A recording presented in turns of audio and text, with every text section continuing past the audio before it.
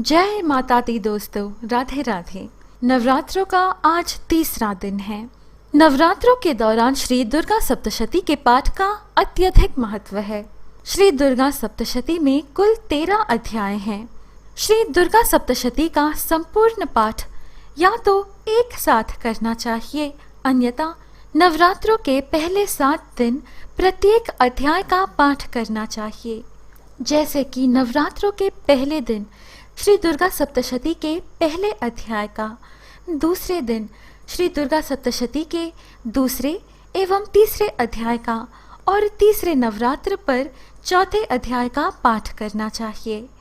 इस तरह सप्तमी तिथि तक श्री दुर्गा सप्तशती का संपूर्ण पाठ हो जाता है और महाअष्टमी तिथि को श्री दुर्गा सप्तशती के संपूर्ण अध्यायों का पाठ अवश्य ही करना चाहिए। हम इन नवरात्रों में हर दिन जिन अध्यायों का पाठ करना चाहिए उन्हें वीडियो के रूप में प्रस्तुत कर रहे हैं। आज नवरात्रों का तीसरा दिन है, इसीलिए आज हम श्री दुर्गा सप्तशती के चौथे अध्याय का पाठ करेंगे। पहले 3 अध्यायों में देवी के प्रादुर्भाव का वर्णन और महिषासुर और उसकी सेना का वध का वर्णन मिला है। महिषासुर और उसके संपूर्ण सेना के वध से सभी देवता अत्यंत प्रसन्न हो देवी भगवती की स्तुति करने लगते हैं। भगवती की स्तुति का वर्णन हम चौथे अध्याय में पाते हैं। जिस तरह दुर्गा सप्तशती के हर अध्याय का अपना महत्व होता है, जिस तरह दुर्गा सप्तशती के हर अध्याय से होती है विशेष कामना पूर्ति, उसी तरह चतुर्थ अध्याय के पाठ से भक्ति, शक्ति तथा दर्शन के लिए जो साधना से जुड़े होते हैं वह समाज हित में साधना को चेतना देना चाहते हैं तो यह पाठ फल देता है। लेके पूजा की थाली जोत मन की जगाली, तेरी आरती उतारू भोली माँ तू जो दे दे सहारा, सुख जीवन का सारा तेरे चरणों पे वारू भोली माँ। ओ माँ कहिए जय माता दी, लिखिए जय माता दी।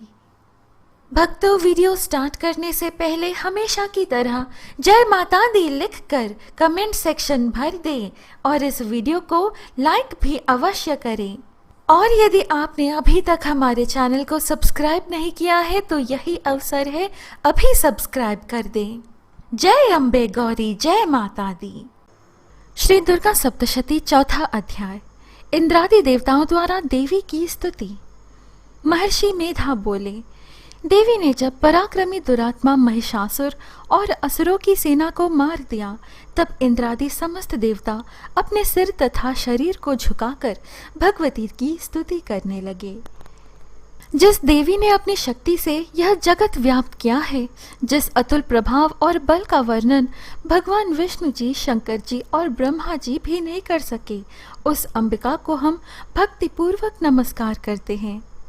हे देवी, तुम्हारे जिस नाम के उच्चारण से संपूर्ण यज्ञों में सब देवता तृप्ति लाभ करते हैं, वह स्वाहा तुम ही हो।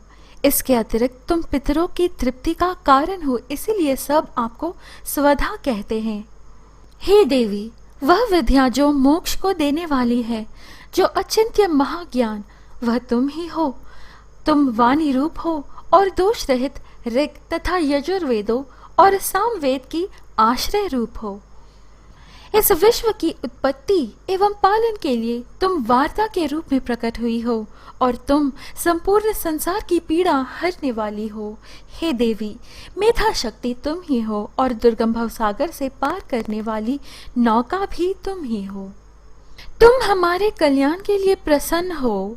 आपके प्रसन्न होने से इस जगत का अभ्युदय होता है और जब आप क्रुद्ध हो जाती है तो कितने ही कुलों का सर्वनाश हो जाता है। यह हमने अभी अभी जाना है, जब आपने महिषासुर की बड़ी सेना को देखते ही देखते मार दिया। आप तीनों लोकों में मनवांछित फल देने वाली हो। हे माँ दुर्गे, आप स्मरण करने पर संपूर्ण जीवों के भय नष्ट कर देती हो और स्थिर चित्त वालों के द्वारा चिंतन करने पर उन्हें और अत्यंत मंगल देती हो।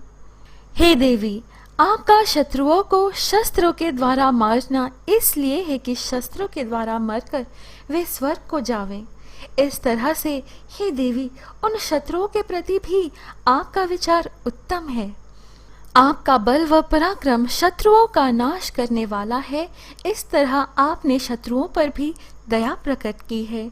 हे देवी, आपके बल की किसके साथ बराबरी की जा सकती है तथा शत्रुओं को भय देने वाला इतना सुंदर रूप भी और किसका है। हृदय में कृपा और युद्ध में निष्ठुरता, यह दोनों बातें तीनों लोकों में केवल आप ही में देखने में आई है। हे माता, युद्ध भूमि में शत्रुओं को मारकर आपने उन्हें स्वर्ग लोक में पहुंचाया है। इस तरह तीनों लोकों की आपने रक्षा की है। हे देवी, आप शूल तथा खड्ग से हमारी रक्षा करो तथा घंटे की ध्वनि और धनुष की टंकोर से भी हमारी रक्षा करो। हे चंडिके, आप अपने शूल को घुमाकर पूर्व, पश्चिम, उत्तर तथा दक्षिण दिशा में हमारी रक्षा करो। तीनों लोकों में जो आपके सौम्य रूप हैं तथा घोर रूप हैं, उनसे हमारी रक्षा करो। महर्षि बोले कि इस प्रकार जब सब देवताओं ने जगत माता भगवती की स्तुति की, तब देवी ने प्रसन्न होकर कहा, हे देवताओं, तुम सब मुझसे मनवांछित वर मांगो।